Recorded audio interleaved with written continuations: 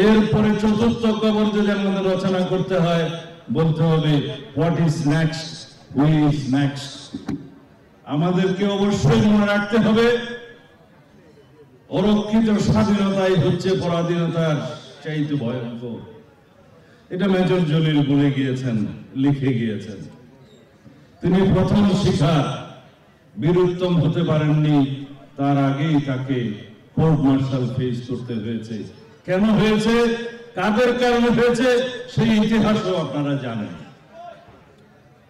শুধু 1947 সাল থেকে নয়, 1905 থেকে শুরু হয়েছে।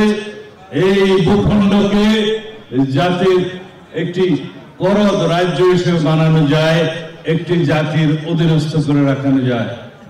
1947 সালে আমরা বিভিন্ন রকমের স্বার্থের বিনিময়ে অর্থনৈতিক এবং অন্যান্য বিষয়ে বিজয়ী হলেও 1947 সালের পরে আমরা বুঝতে শিখলাম এই বিজয় আমাদের পূর্ণাঙ্গ বিজয় নয়।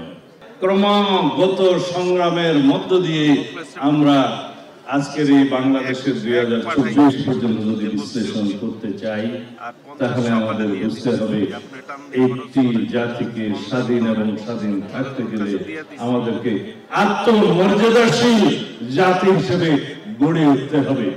কোনদিন আত্মমর্যাদাশীল জাতি, যে জাতির প্রত্যেকটা মানুষ স্বাধীনতার চেতনা বোধ করে, সেই জাতিকে কখনো দমিয়ে রাখা যায় না, সেই জাতিকে কখনো পরাধীন করা যায় না।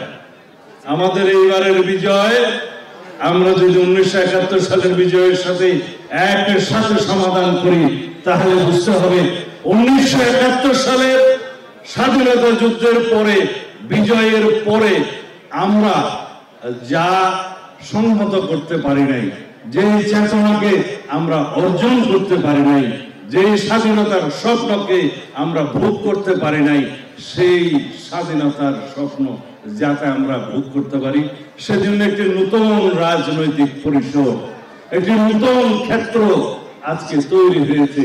সেই রাজনৈতিক ক্ষেত্র তৈরি করতে গিয়ে আজকে 2024 সনের এই আন্দোলনে আমাদেরকে নতুন করে 2000-এরও বেশি প্রাণ বিসর্জন দিতে হয়েছে। আমাদেরকে আহত হতে হয়েছে, মৃত্যুবরণ করতে হয়েছে প্রায় 20 থেকে 22,000 মানুষের। এত বড় আত্মত্যাগের পরেও যদি আমাদের ভিতরে বোধোদয় না হয়, এই স্বাধীনতাকে কি আমরা কোন একটি রাষ্ট্রের করদ রাজ্যে পরিণত হওয়ার জন্য অর্জন করব? এই স্বাধীনতা কি আবারও আওয়ামী বাদশাহীদের রাজনীতি করার ক্ষেত্র হিসেবে পরিণত করব? যদি তা না হয়, তাহলে রাজনৈতিকভাবে আমাদেরকে একটি আত্মমর্যাদাশীল জাতি হিসেবে গড়ে উঠতে হবে, এবং সেইখানে রাজনৈতিক নেতৃত্ব দেবেন আপনারা। সেটাই হোক আজকে আমাদের এই বিজয় দিবসের আলোচনার প্রধান শপথ। আমরা যদি বলতে চাই, সেই 1857 সালের সিপাহী বিদ্রোহের সময় থেকে আজ পর্যন্ত যত সম্রাট বাহাদুর শাহ জাফর সৃষ্টি হয়েছে, কেউই হয়তো সফল হতো না যদি আমরা আত্মনির্ভরশীল এবং আত্মনির্ভরতার জন্য আমরা যদি একজন জিয়াউর রহমানকে না পেতাম।